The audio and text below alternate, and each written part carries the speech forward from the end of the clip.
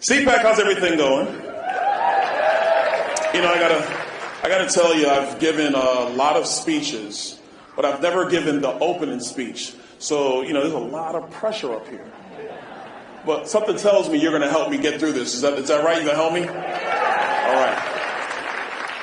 Well, I think the Schlaps brought up a lot of key points about all the things that are ailing us around the globe. But the thing that's hurting us more than anything is we are divided here at home. We're divided as Americans. We're definitely divided within political parties and political movements. I don't know if you guys have been paying attention to the House of Representatives. We're divided there too. But the thing that cures division is leadership. It is not governance. It's not going along to get along. It's not saying nice things. It is leadership that actually helps to cure those divides. And the time has come in America again for us to reassert ourselves and bring American leadership back to the forefront of our country.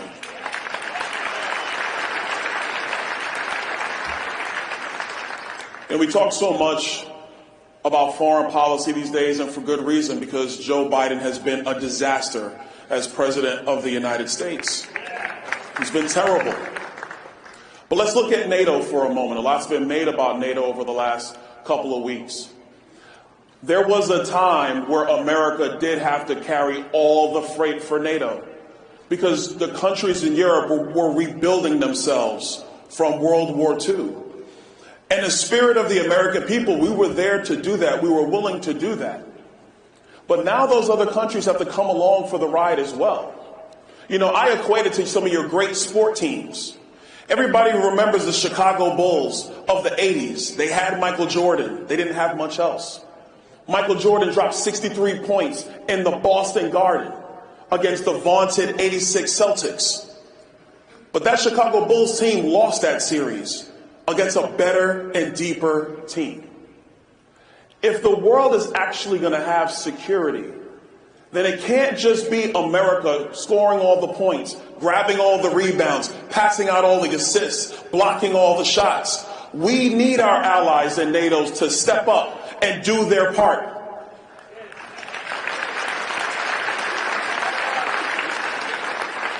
Because see, the one thing we all know, whether it's been sports or whether it's business, when you have a great team working together with a common mission and a common goal, you can accomplish so much more than when you just have that one great salesperson who's just leading the way and dragging everybody else along. The success of Western democracy, the success of a Western way of life is predicated on all the nations who love freedom and pursue freedom for their people to do the heavy lifting together, not just relying on America to bear the burden alone.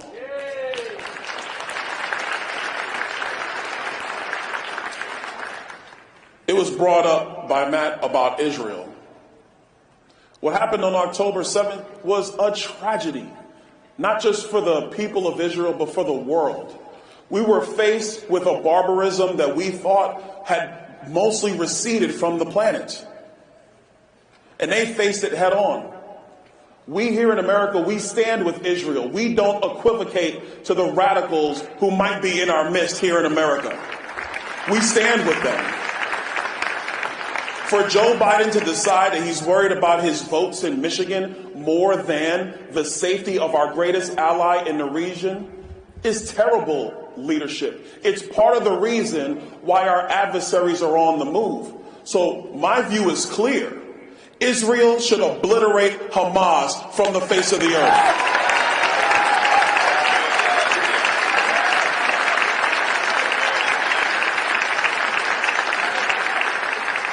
And this is not a statement. This has to be born in fact. On Capitol Hill, we need to go back and do the job of making sure Israel has everything they need to finish that job. Because you can't have somebody come in your home, cause damage, and you do nothing.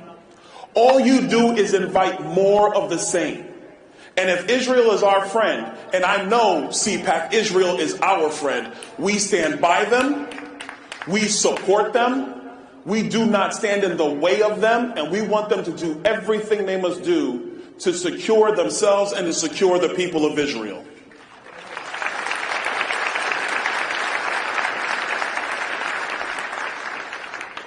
Now, we got to also look at foreign policy here in our hemisphere. The Chinese are on the move in South America. And while we're having these petty squabbles amongst Republicans and Democrats, the Chinese have one mission, and that's to put us in a box. So we have to reassert our dominance in our own hemisphere.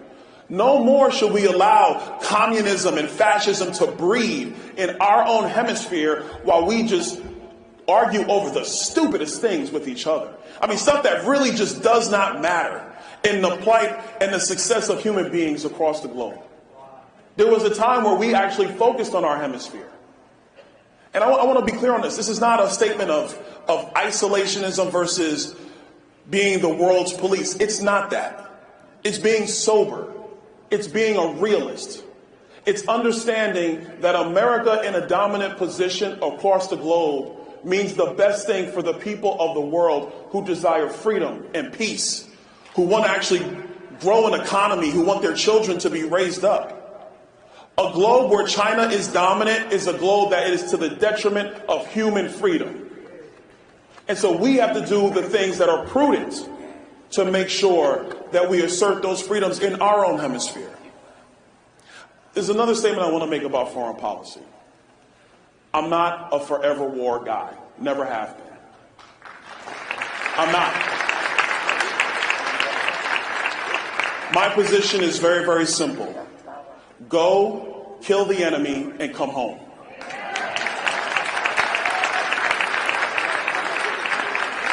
I'm a kid of the 80s, so I like G.I. Joe. Like, I just want our military to be G.I. Joe again. I think that's what most people want. That's what I want. If you're going to secure America, you have to secure its borders. You have to. We have 7.3 million people who come into this country illegally. 7.3 million, and Joe Biden wants to make it an even 10 million. That's insane. No country would ever tolerate this. And so my position to my colleagues on Capitol Hill is clear. You either secure the border or you get no money for the government.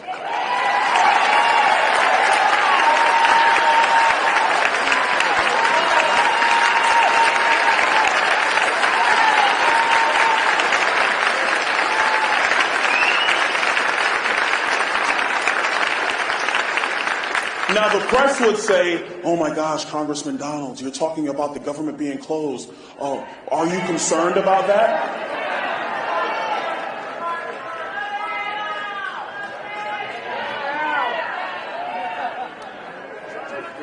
To the people of the press, you got your answer from CPAC. But I tell these reporters when they ask me this, I say, the federal government has one primary job. It is to secure this nation and to secure its people. That's its first job before anything else.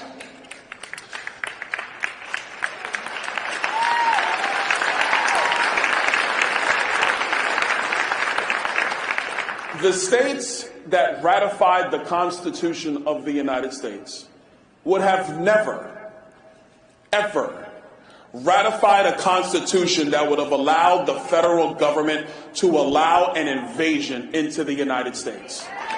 They never would have signed it. Those states would have kept their militias and they'd have said, I'll see you guys later, maybe we can work some things out, but that document is nuts and there's no way I'm going to be a part of it.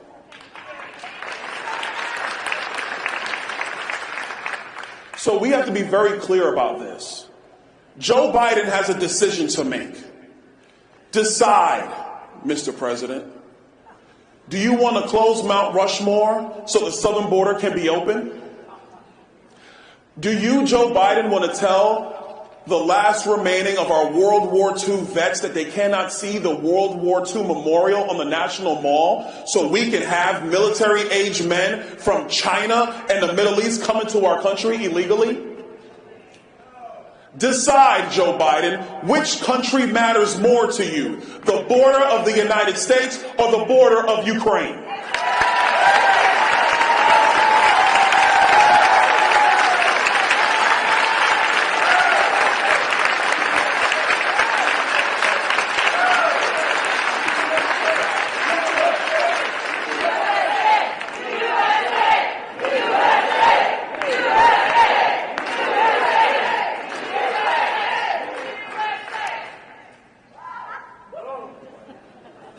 I love when you chant, but you're messing up my time, CPAC. I love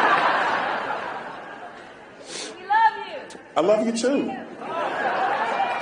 too. We have to be serious about this. Right now, what's going on in Detroit, in Denver, in Boston, we already know about what's going on in New York. You have the NYPD officers, and by the way, the NYPD officers, they're white, they're black, they're Hispanic, they're men and they're women, and they're being beaten in their own streets of their own city where they are charged to help protect the people of New York, and they're being beat up by people who shouldn't be in the country in the first place. What kind of insanity is this? And so for my colleagues on Capitol Hill who are concerned about, well, Byron, we don't win government shutdowns. I say, there's never been an issue facing this country that has united the American people more. And securing our border and securing our nation is not a conservative position. It is not a liberal position. It is not a white position or a black position. It is an American position. And that is what everybody in our country wants to see happen, and they want it to happen today.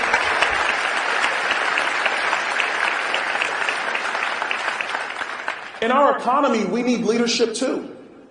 This nutty Green New Deal stuff, which by the way, isn't even that green. It's not even that green. When you go and read the studies, these solar panels are dirtier than natural gas. These wind turbines, there have been more men and women who have died from wind turbines than nuclear power. That is a fact. More people have died from maintaining wind turbines than they've died from nuclear power plants. But you got to have leadership that's going to tell the truth and set America on the track going forward. We shouldn't be chasing green technology just to chase green technology. We should be chasing the cheapest and most readily available form of energy so all of our people can be successful.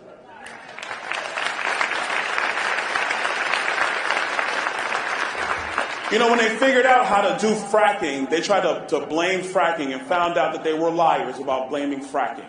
When we started using natural gas, we realized that we cut America's emissions in half over a decade, and it still wasn't good enough for the radical left, because it'll never be good enough for the radical left. And so the only way you defeat them is that you got to have leadership who's willing to stand up to them at every point, and we have that leadership in Donald J. Trump.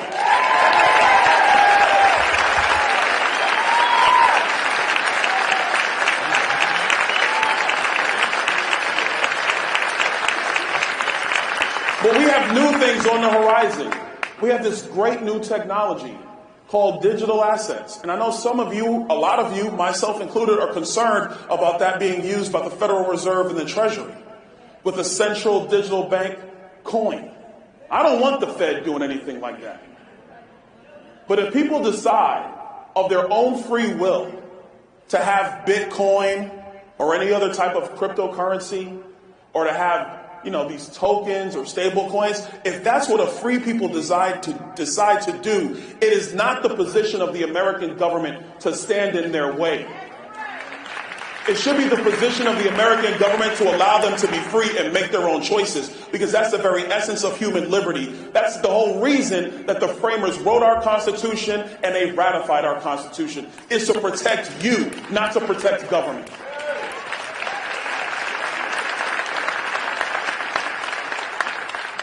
One of the biggest areas we're going to need a resurgence in American leadership is with our own government. These people are crazy.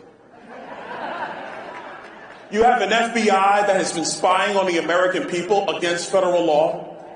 You have a Department of Justice that is picking and choosing who they're going to prosecute and when. Joe Biden has violated the Espionage Act. He violated it as a United States Senator. He violated it as a Vice President of the United States. And he should be prosecuted for violating the Espionage Act.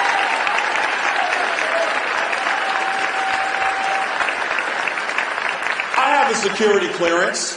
If I take classified information out of the SCIF, do you really think that the Democrats wouldn't prosecute me? Yes, they would.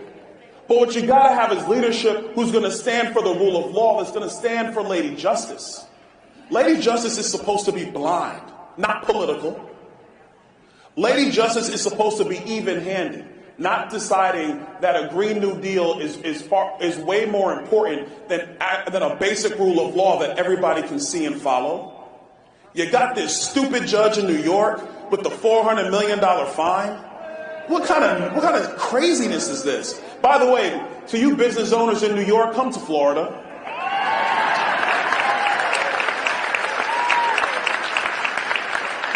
If you're a real estate guy in New York, you might want to just come on down to the Sunshine State.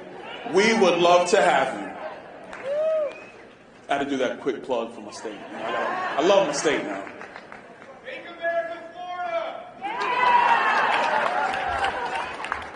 Said make America Florida. Oh, we're going to do that.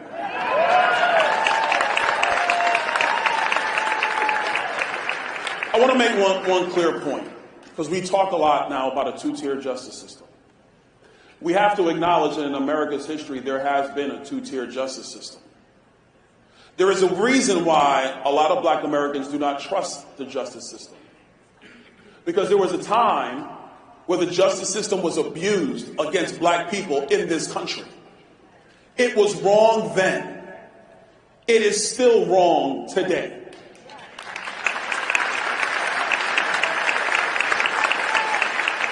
Our country is best when we are not a respecter of persons or creeds or political ideology or race. Our country is best when everybody is treated equally under the law. And when you're dealing with radical Democrats who think they know better, who subscribe to the thoughts of Barack Obama, who said that they want to fundamentally transform America, I got news for them. This November, we're going to fundamentally transform the United States government.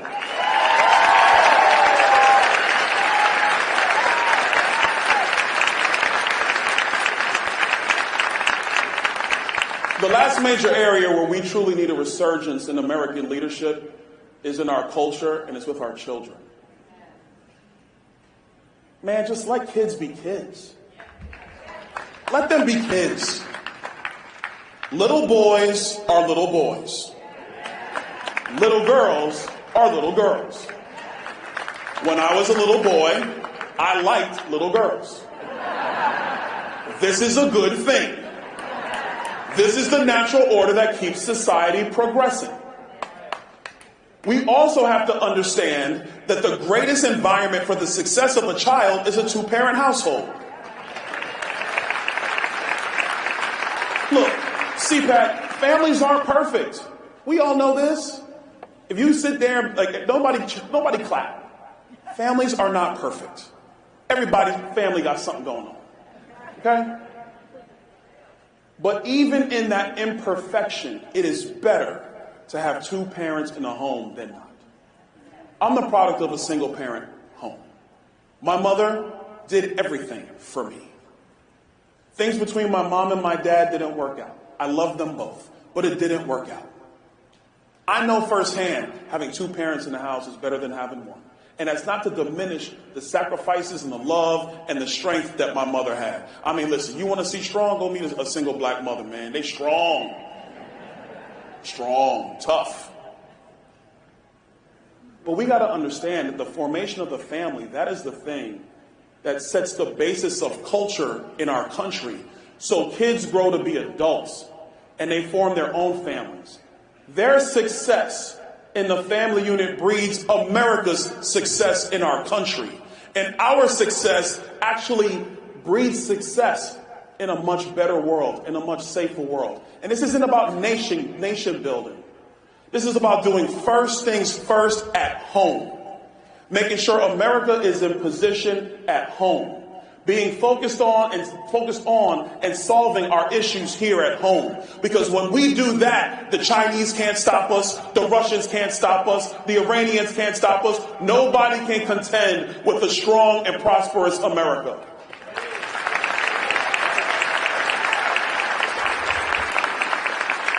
So CPAC, this is where I leave you.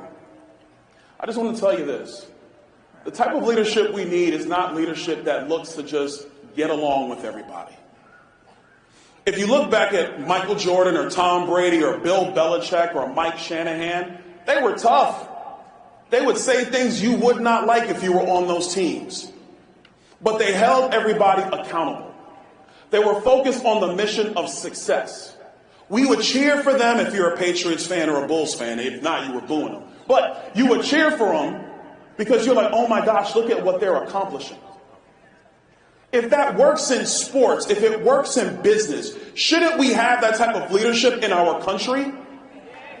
We should. We have to have leadership that holds our government accountable.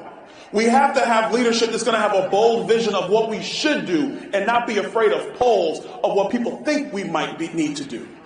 We got to have leadership that's going to say tough things when we need to hear them, and we have that leadership this November in Donald J. Trump. God bless the CPAC. God bless America.